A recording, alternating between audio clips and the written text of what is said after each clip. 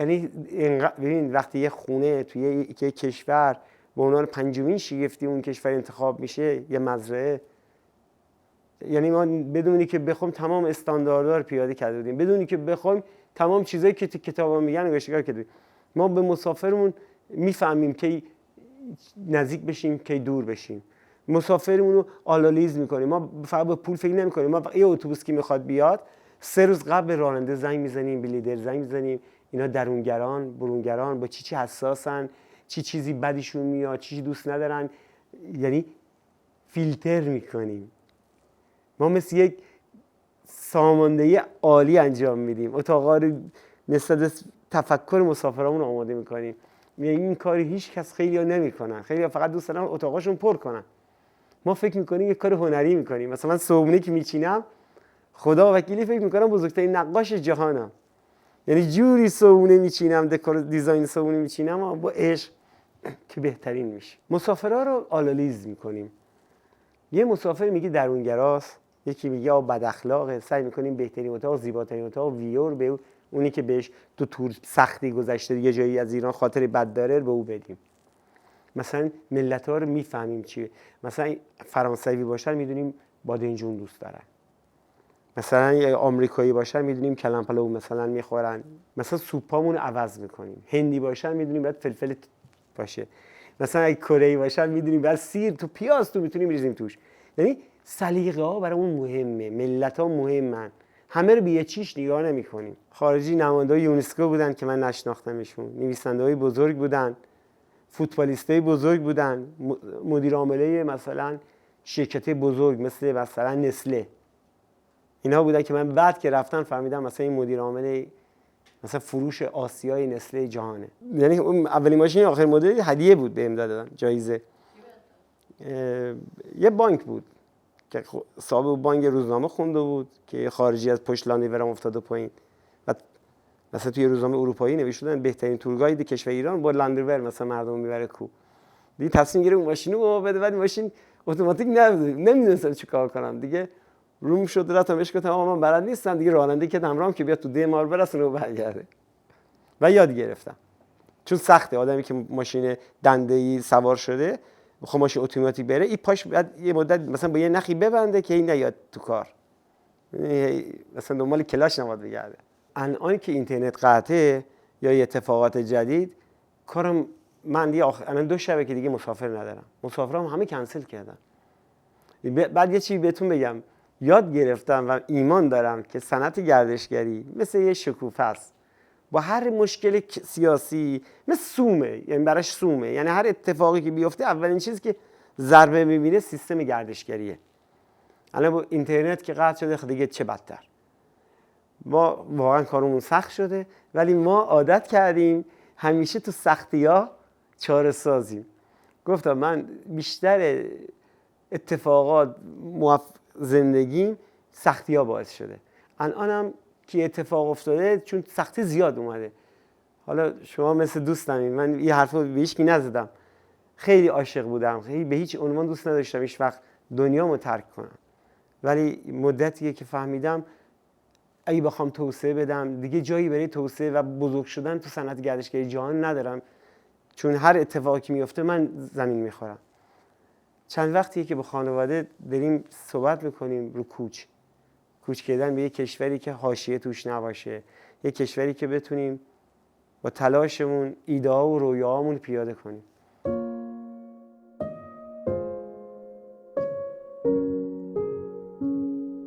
حس میکنم دیگه خیلی سخته. آخه هر اتفاقی میفته یک کار صنعت ما لطمه میخوره. خب من دنیای زیادی داشتم، من در حال ساختن یه تونل زمان بودم، آموزش دادن هزاران نفر بودم که برام کار کنن توی تونل، یه جاذبه ابرجاذبه گردشگری جهان واقعی خواستم بسازم. الان دیگه نمیشه. یعنی با این درآمدا حس میکنم خودم و خانواده‌ام خیلی عالی هستیم. یعنی ما اگر مثال بگم توی یکی از کشورهای حاشیه خلیج فارس بریم، شاید بتونیم 10 سال جلو بیفتیم هر روز تو ایده هامون. و الان فکر میکنم نمیدونم آدم بدی نیستم، عاشق کشورم هم، عاشق پرچمم هم، ولی سر دوراهی گیر افتادم که اگه بخوام به رویاهام برسم، به اون هدفهایی که دارم برسم، باید کوچ کنم. من هنوزم فکر نمی‌کنم. به نظرم تنها آدمی تو خانواده‌ام که هنوز مخالفتم بیشتر از بقیه است. من خیلی آدم نمیتونم بگم متعصب، چون تعصب نیست، ولی آدمیم که به یه چیزای خیلی وابستم، تعهد دارم. من ساخته شدن خشت خشتایی که توی خونه روی هر کدوم از اتاقا گذاشته شده رو دیدم. آب کشیدن از قناتو دیدم. بعضی وقتا آدم مجبور یه تصمیم تخلیه هم بگیره، بره چی میگن دیدی مثلا میگن آدم بری رستن با اقیانوس، بعد ساحل آروم خودشم ول کنه. به نظر نمیدونم، شاید بعضیا بگن عباس بعد همه فکر چیز شد تو این کشور پیدا کرد، ولی الان هیچ کی نمیدونه من یه عشق دارم که تو کارم خیلی بهتر از اینی که هستم بشم. و با این مشکلات الان اینترنت نیست، من فلج شدم، کلا فلج شدم. الان توریست دیگه نیست. خب ما باید هزینه این توریستا رو توسعه بدیم، چون من یه صاحب یه امپراتوری بزرگ شدم که هیچ وقت نفهمیدم که بعد کار تجاری بکنم که پوشش بده که یه مشکلی میاد یه جای دیگه پول بیاد. من 100% پولم و آینده درآمدم و کارم خرج کردم، یعنی همه دنیام شغل و رویام بوده و الان از هیچ جا ندارم که این رو نجات بدم و نمیتونم من بشینم که هر دفعه یه اتفاق بیفته یه سال عقب بیفتم. الان من 1 سال عقب افتادم. هیچ توریستی دیگه وارد ایران نمیشه گروهی، یعنی هیچ اتوبوسی که درآمد تو اتوبوسه دیگه وارد ایران نمیشه. الان آینده بچه‌هام اگه بخوام درجا بزنم خوب نیست، چون من درجا زدن بدم میاد. من همیشه دوست داشتم آپدیت بشم، هر روز دوست داشتم هر روز یه هدفی داشته باشم، هر روز دنبال خیلی جنگ رو دوست دارم، چالش دوست دارم. الان فکر میکنم هیچ چی نیست، من نمیتونم دیگه کار کنم. من اینکه یه برند جهانی شده بودم الان خنثی شدم، یعنی هیچ جوری نمیتونم اسمم، فکرم، ایدم رو به دنیا بفرستم. ببین ما وقتی تو خونه نباشیم خونه دیگه ارزش نداره. چیزی که حتی مسئولین میراث‌فرهنگی متوجه نشدن، اون امتیازی که اونجا داره فکر من امتیاز داره، ذهنمونه، خودمونیم که انرژی دادیم. و یه باغ مثل 1000 تا باغ دیگه است، یه مزرعه مثل 1000 مزرعه دیگه است. اون خود خانواده‌مون و تفکر و خودباوریمون یک شده و ما هر جا بریم میتونیم دنیامون عوض کنیم، چون این شگفتی سازمون رو نویسنده‌های کتاب گفتن هر کشوری برید به اون کشور دیگه اضافه میکنن. ما هنوز مغازه‌ای که داشتیم و داریم ادامه میکنیم. ما هنوز همینجوری داریم توریست داری میکنیم، زنگ میزنم میریم مغازه رو زنگیش کردیم که مردم اگه یه چیزی میخوان مغازه‌مون هم نگهداری کردیم، از دستش ندادیم، یعنی همون مغازه رو هم حفظ کردیم. همه عاشقون میشن، گریه میکنن موقعی میخوان برن، تو دفتر نویسن بهترینه.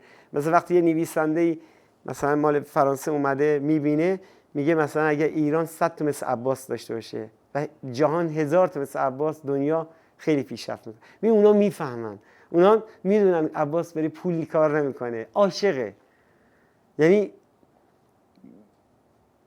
به اون رویه میدن، خستگی اون میپره وقتی تشکر میکنن، کاری به پول نداره. اونا اصلا می‌نویسن بهترین جایی بود که تو زندگیمون گشتیم. خیلیشون خیلی جای دنیا رو گشتن. این دفترها که دلم خواست خاطره بشه برامون.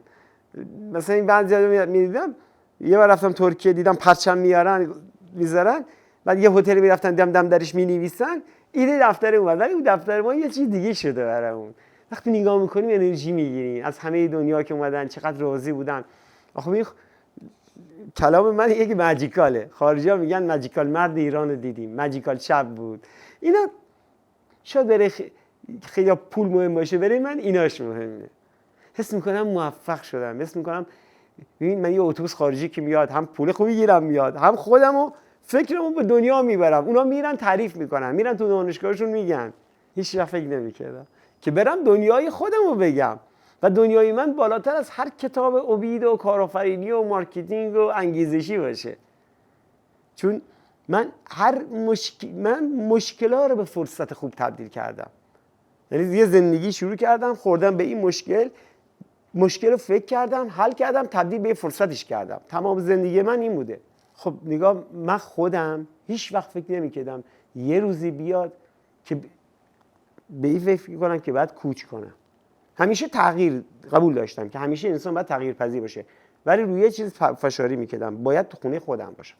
چون اون موقع خیلی میلیاردره ایران میگفتن آقا عباس وزگر بیا کیش، عباس وزگر بیا شمال، آقا ما 200 میلیون 150 میلیارد 200 میلیارد 100 میلیارد سرمایه‌گذاری میکنیم تو بیو. من میگفتم خونه‌مو به هیچ عوض نمیکنم. ولی الان به یه وقتی رسیدم که میبینم راه پیشرفتم اونور بهتره. الان یه جایی که چالش نباشه، یه جایی که گردشگری بتونه راحت‌تر کار کنه و توریست بتونه راحت‌تر بیاد. فکرم اینه، شاید هم اشتباه بکنم، شاید هم خدا بخواد درست بشه و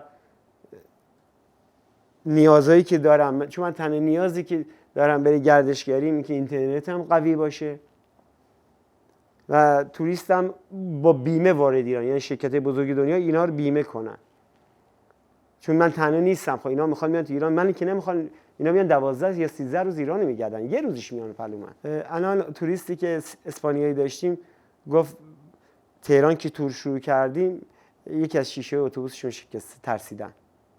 یا یه توریست که دیگه داشتیم فکر کنم مال اسلونی بود گفت می‌خواستن برن شاه چراغ، جدیدن قانون عوض شده، گفتن حتما باید جوراب بکنن پاشون تو شاه چراغ راهشون بده، جوراب پاشون نبوده. ولی لیدره میگه گریه کرده، خیلی خارجی دوست داشتن برن، حتی چادر گرفته بهشون دادن و چون جوراب پاشون نبوده نذاشتن وارد بشن. یه خورده نمیدونم جوراب چی کار داشته، ولی اینا خارجی هم میرفتن عکس میگرفتن، چیز واقعا یه جاذبه درست فرهنگیه ولی تاریخی. به نظر من ما هر چیزی میتونیم فرصت سازی کنیم، یه فرصت اینا برن ببینن دیگه. این دو تا اتفاق جدید افتاده و اونا نمیدونم یه چیز تو بگم، قدیم خارجی ها میمدن همش میدیدن و عکس میگرفتن پیش خودمون باشه، الان موبایل دارن میخوان هم موقع زنده پخش کنن، یعنی مثل که معتادن، دلشون میخواد حتما اینترنت باشه و هی نو اینترنت میگه، یعنی خیلی ممکن تقصیر منه و من بعد همش خجالت بکشم. و واقعا خیلی سخته که اینترنت توی حالی که صنعت گردشگری جهان یکی از نیازهای مهمش اینترنت و اینترنت قطع.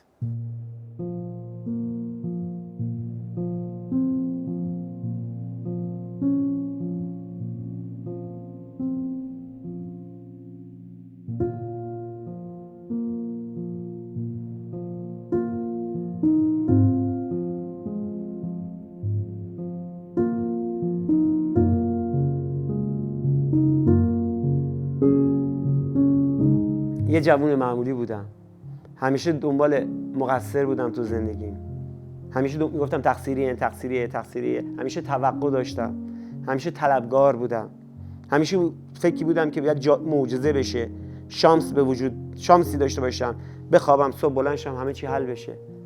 ولی یه زمانی فهمیدم که توقع داشتن یعنی یأس، یعنی شکست هر پروژه است.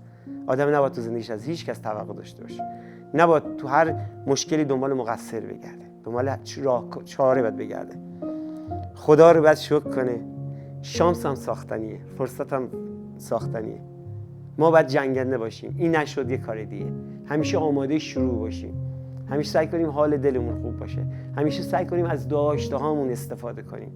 نباید خیلی قصه بخوریم تو ناشته ها، یعنی همیشه ذهنمون تو اون که نداریم باشه. باید اینی که داریم لذت ببریم، یعنی از داشته هامون سعی کنیم لذت ببریم و دنیای تغییره. من خیلی ایمان دارم به این کار. کسی که باور داشت که فقط تقدیره، میگم تغییره. باید از خودمون شروع کنیم، اطرافیانمون رو دوست داشته باشیم، خودمون رو باور کنیم، حال دلمون خوب باشه و برای هدفمون بجنگیم. من کاری ندارم تاریکه، کاری ندارم همه جا ظلماته، همه چی مشکل داره، ولی اگر هدفمون براش ایمان داشته باشیم، روشن باشه، با روشنایی هدف میشه تو تاریکی رفت. تا الان به این کارو موفق شدم که فکر میکنم جنگیدم تا الانش، که هر جوری بوده تا نجات دادم مجموعه‌مو. حالا شاید خدا خواست یه چیزی اومد، اینترنت درست شد، شاید هم نمیدونم، این که میگم میخوام سفر کنم، اگه دیدم اینترنت نه، چون الان دیگه فهمیدم که تغییر بزرگ الان اینه که باید برم جایی که نیاز اولیه توریست اینترنت باشه و اونجا من میتونم طوفان کنم و خیلی توی چند سال کرونا انرژی ذخیره کردم که طوفان کنم و نوآوری‌های جدید، خلاقیت‌های جدید، کارهای فوق بزرگ با کمترین سرمایه انجام بدم. ان شاءالله همیشه حال دلتون خوب باشه.